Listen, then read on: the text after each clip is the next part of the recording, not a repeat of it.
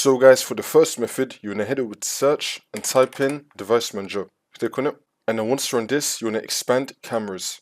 Now you want to find your webcam. You want to right click on it, and then click on disable device, and then click on yes.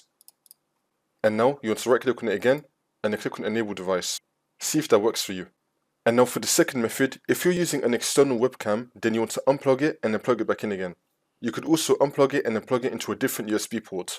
For the next method, you want to right click on your webcam, and then click on update driver, and then click on search automatic for drivers. Make sure that you have the best drivers for your device installed. See if that works for you. For the next method, you want to head over to search and type in camera. Now you want to click on app settings. And then once you're on this, you want to scroll down, and then click on terminate, scroll down again, and then click on reset, and then click on reset again.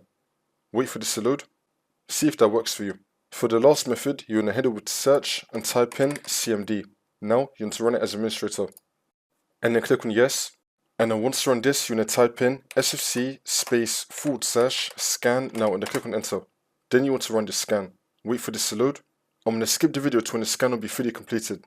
And then once that's been done, we're now going to type in DISM /online /cleanup -image /restore health. Click on enter. You now want to run this scan as well. Wait for this to load. And then once that's been done, you just want to restart your computer, and then the problem should be fixed.